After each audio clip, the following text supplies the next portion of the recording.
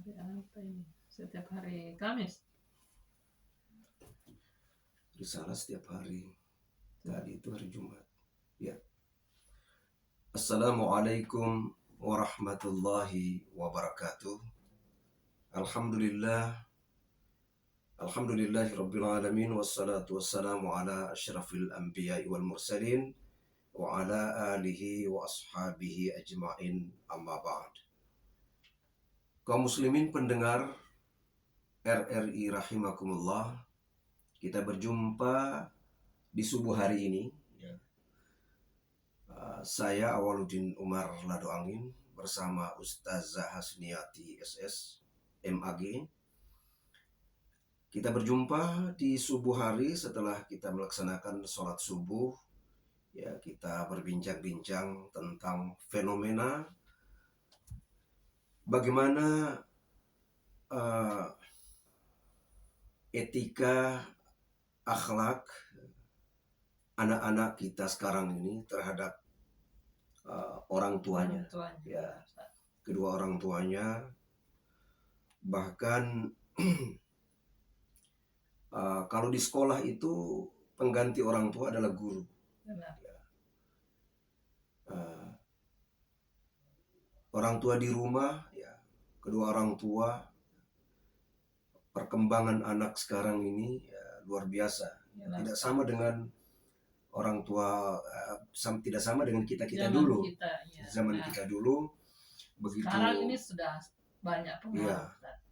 Sudah banyak sekali pengaruh. Tidak sama dengan kita dulu yang begitu hormat dan patuh terhadap kedua orang tua dan guru kita sebagai orang tua di sekolah.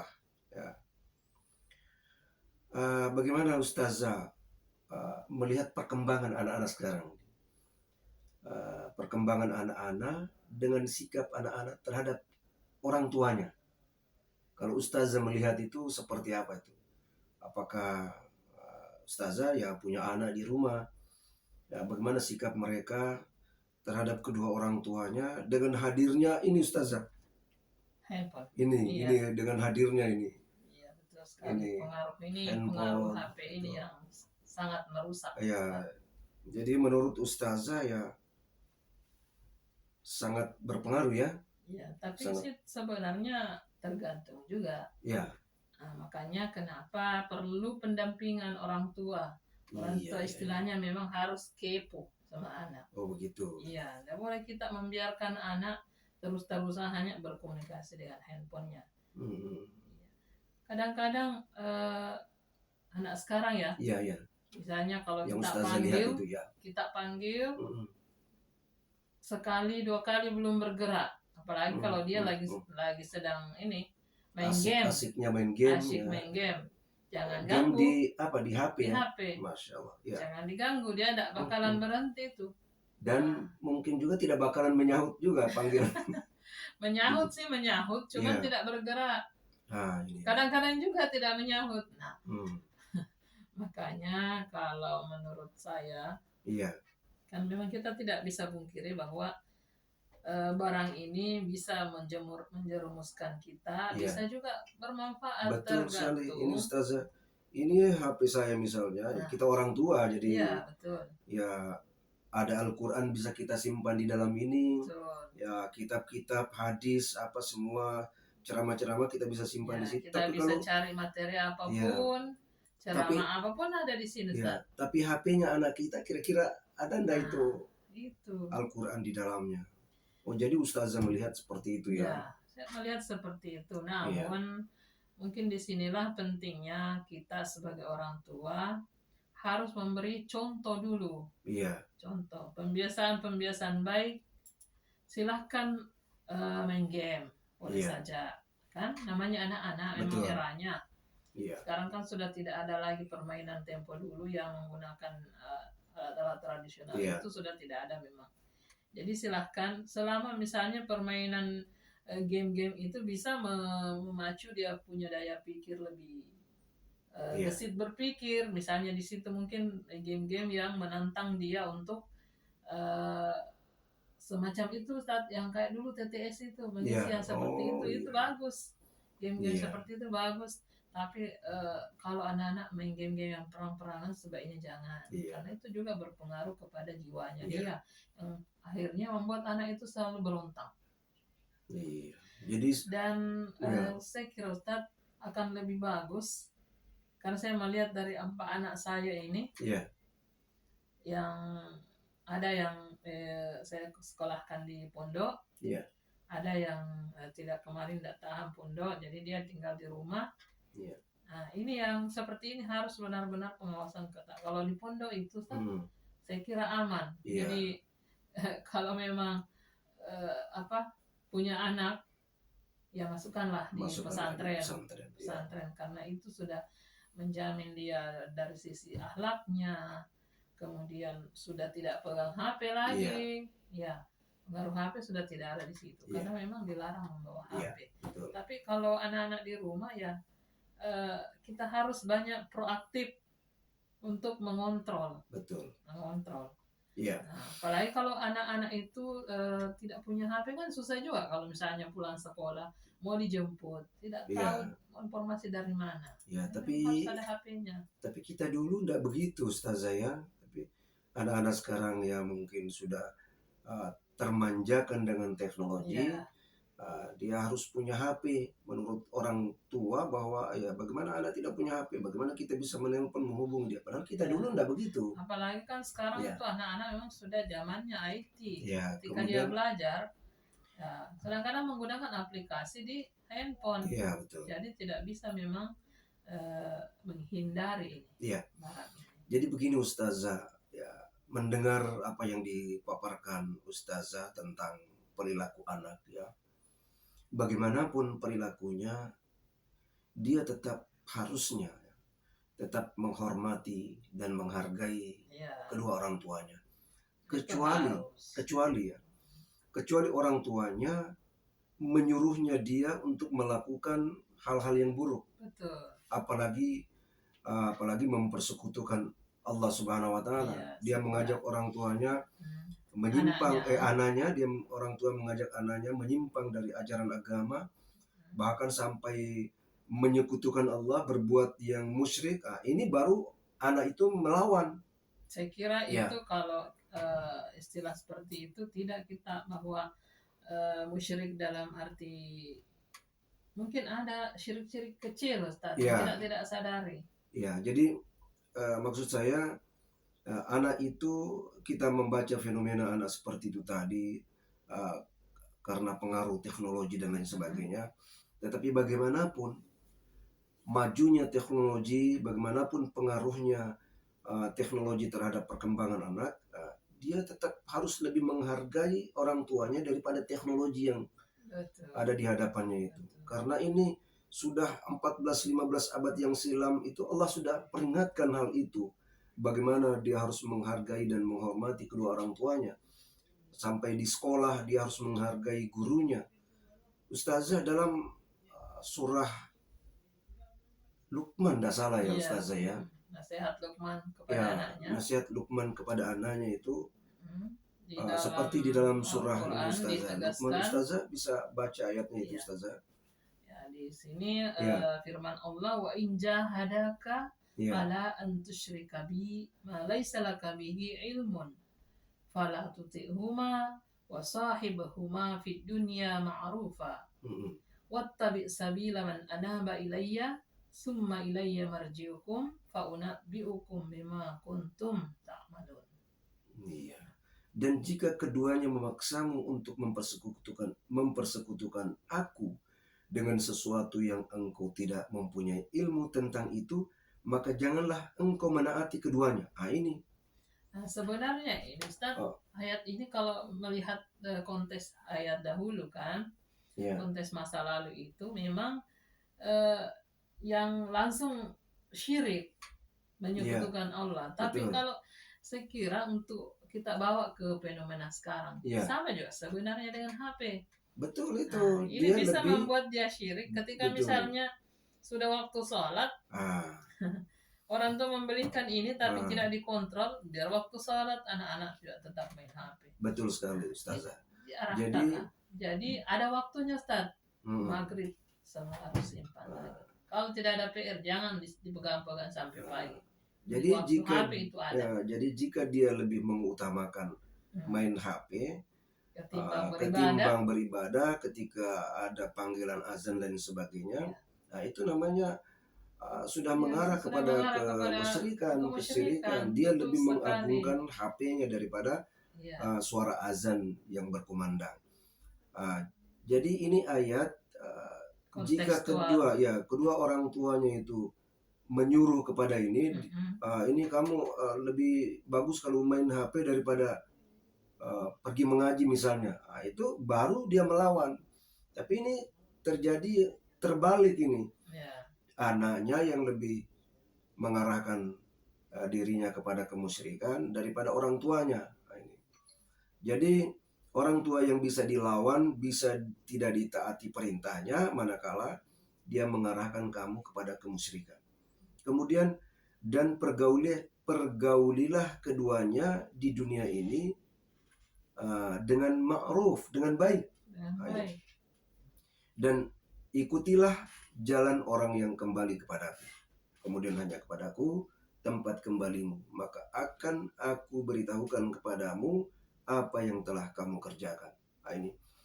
Jadi saya kira ini Ustaz, kalau memperlakukan orang tua dengan baik itu yang paling sering kejadian adalah ketika orang tua sudah mulai tua renta, tidak bisa apa-apa lagi. Betul. Sudah pikun-pikun. Nah, kadang-kadang di sini banyak anak yang lupa diri. Ini tidak ingat orang tuanya ketika dia masih kecil dulu diasuh, dibesarkan. Iya. Jadi ada beberapa dalam ayat ini ada beberapa kewajiban yang dilakukan oleh anak semasa kedua orang tua masih hidup, yaitu menaati semua perintahnya. Ya, dengan catatan perintah tersebut tidak bertentangan dengan perintah Allah Subhanahu wa taala. Kemudian di dalam ayatnya yang lain, Ustazah, wasainal insana biwalidayhi ihsana. Ini. Kami perintahkan kepada manusia supaya berbuat baik kepada dua orang ibu bapaknya. Jadi memang itu suatu keharusan. Betul. Berbuat baik kepada kedua orang tua. Kemudian dalam hadis dijelaskan Ustazah, ya, ridallah fi ridal walidain wasuhtullah fi suhtil walidain. Ini juga ridha Allah ada pada ridha kedua orang tua. Bagaimana kalau anak-anakku, ya anak-anak sekalian yang melawan atau bahkan sampai menghardik, ya, kedua orang tuanya, membentak, ya, dalam ayatnya yang lain itu, jangan kamu membentak, ya, wala taqul lahuma uff, wala tanharhuma. Ini jangan kamu mengatakan kepada mereka berdua dengan dan jangan membentak mereka berdua. Ini bagaimana? Sementara Nabi berkata ridha Allah ada pada ridha kedua orang tua. Murka Allah juga, ya. Jadi murka Allah juga tergantung dari murka kedua orang tua. Marahnya orang tua. Jangan sepelekan itu. Betul sekali. Ini juga jadi pelajaran terhadap anak-anak kita, ya, bahwa kewajiban mentaati perintah orang tua itu adalah haknya orang tua untuk ditaati perintahnya, dan kewajiban anak untuk taat kepada orang tuanya. Benar sekali, cocok. Jadi hadis yang Ustazah bacakan tadi itu, keridhaan Allah tergantung ridha orang tua, kemurkaan Allah tergantung dari murkanya kedua orang tua. Kemudian Ustazah, begitu besarnya pahala berbakti kepada kedua orang tua, sampai-sampai maksudnya hubungan antara anak dan orang tua ini begitu tidak bisa dipisahkan, hingga di dalam Al-Quran itu jika Allah perintahkan menyembah kepadanya, kalimat berikutnya adalah berbuat baik kepada kedua orang tua. seolah-olah ini orang tua ini adalah Tuhan kedua. Seolah-olah. Terutama ibu. Jadi bagi anak-anak di mana saja berada, ya berbaktilah ya, kepada kedua orang tua. Karena bukan saja kewajiban anak terhadap orang tuanya adalah berbakti, tetapi juga sebaliknya orang tua juga mengharapkan doa dari anak. Ya, makanya orang tua juga mengharapkan doa-doa dari anak. Ya, perannya orang tua itu memang betul-betul melakukan contoh, memberi contoh. Ya. Nah, bagaimana berkata dengan sopan, bagaimana mendidik anak sejak kecil supaya nanti melahirkan anak-anak yang soleh yang bisa mendoakan dia. Itu dia. Ketika dia sudah lebih duluan. Ketika di dunia, Ustazah, anak itu bisa sukses karena doa orang tua. Tapi ketika orang tua telah tiada, dia berada di alam kubur, dia mengharapkan doa dari anaknya yang soleh. Ya. Ini dijelaskan dalam hadis riwayat Muslim ini, Ustazah. Ya. Ya, saya bacakan lagi nih, Ustaz. Ya, silakan. Idza matal insanu in qata amaluhu illa min salasatin. Ya. Di ayat lain juga min salasin, ya.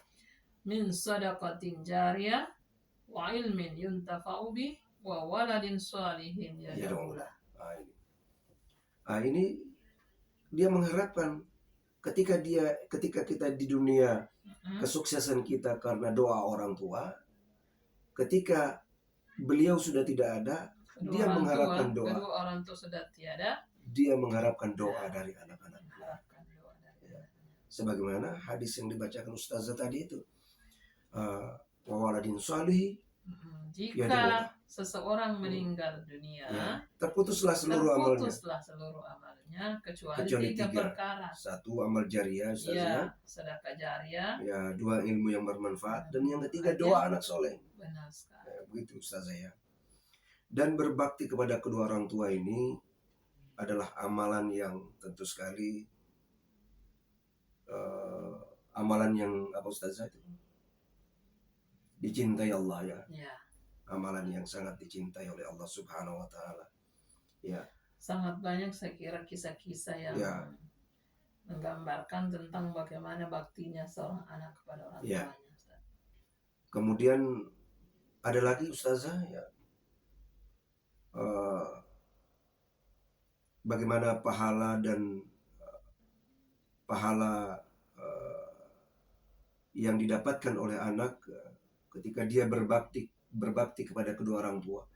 Selain dari amalan yang paling dicintai Allah, juga ridha Allah tergantung ridha kedua orang tua. Jadi, kemudian jangan sampai orang tuanya marah, karena marahnya orang tua itu juga Allah bisa marah. Ya, kemudian keutamaan yang berikutnya adalah doa yang mustajab. Betul. Ya, bagi anak yang berbakti. Kalau anak yang durhaka, bisa jadi kutukan baginya. Iya. Ya, jadi kalau karena murkanya, sebenarnya di ayat lain juga dikatakan bahwa anak itu adalah amanah. Betul, ya. Nah, ada juga anak itu adalah fitnah. Ya. Ya, jadi kalau misalnya anak dilahirkan terus kita tidak mendidik dengan baik, dan anak itu menjadi anak yang jahat, bukan jadi anak yang saleh, berarti mendatangkan fitnah pada orang tuanya. Betul. Kemudian bisa juga kalau seorang anak adalah anak yang berbakti kepada kedua orang tuanya, taubatnya bisa diterima oleh Allah Subhanahu wa taala. Ya, jika anak itu adalah orang yang berdosa, doa anak soleh. Anak itu adalah anak yang berbuat dosa, tapi dia kembali berbakti kepada kedua orang tuanya, taubatnya bisa diterima oleh Allah Subhanahu wa taala. Begitu. Ya, kemudian berbakti kepada kedua orang tua itu juga sama pahalanya dengan seperti berjuang fisabilillah. Dia berbakti kepada kedua orang tuanya, pahalanya sama dengan berjuang fisabilillah. Jadi apa Ustaz? Berarti termasuk susah kah itu berbakti kepada kedua orang tua ya? Kenapa karena disamakan pahalanya dengan orang yang pergi berjihad berperang? Fisabilillah.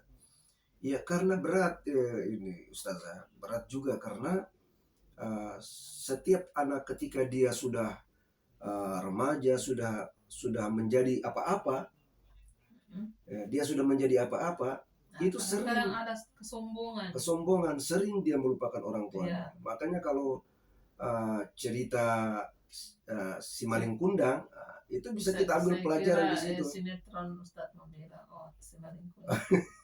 Kalau kisah si maling kundang itu kita bisa jadikan pelajaran bahwa kenapa berat, karena ketika anak itu sukses, berhasil, kadang-kadang dia melupakan, bukan kadang-kadang, banyak sekali maka salah satu tanda kiamat itu Ustazah yang kita sering dengar itu budak melahirkan tuannya. Itu ini kenapa budak melahirkan tuannya itu sebagai salah satu tanda kiamat. Budak melahirkan tuannya, orang tuanya menjadi budak, anaknya menjadi tuannya, menjadi bosnya. Itu sebab didekatkan hari kiamat. Didekatkan hari kiamat ketika anak sudah menjadi bos dan orang tuanya menjadi pembantunya. Maka Nabi mengistilahkan budak melahirkan tuannya. Dan memang berat berbakti kepada orang tua itu. Ketika anak sudah menjadi berhasil, menjadi sukses, menjadi apa-apa, maka nilainya sama dengan berjihad fisabilillah. Masya Allah. Itu. Saya kira begitu Ustaz Zari. Iya. Bincang-bincang kita di subuh ini. Semoga bermanfaat. Mudah-mudahan bermanfaat. Kita mengharapkan anak-anak sekarang ini jangan sampai menjadi korban teknologi sampai dia mengabaikan kewajibannya terhadap kedua orang tuanya. Begitu Ustazah ya? Iya. Ya, terima kasih Ustazah sudah berbincang-bincang tentang bagaimana birrul walidain. Berbuat baik kepada kedua orang tua atau berbakti kepada kedua orang tua. Semoga kita semua termasuk saya dan Ustazah yang punya orang tua masih ada. Ya, Ustaz masih ada orang tuanya Ustaz? Ibu masih ada. Oh sama, saya juga. Ya. Memang suami-suami itu cepat meninggal. Duluan meninggal. Jadi waspadalah. Ya, lebih banyak janda daripada duda. Alhamdulillah pendengar di mana saja berada, terima kasih karena telah menyimak bincang-bincang kita di subuh hari ini. Mudah-mudahan bermanfaat bagi kita. Semoga kita semua menjadi anak yang berbakti kepada kedua orang tua. Wabillahi taufiq wal hidayah. Wassalamualaikum warahmatullahi wabarakatuh.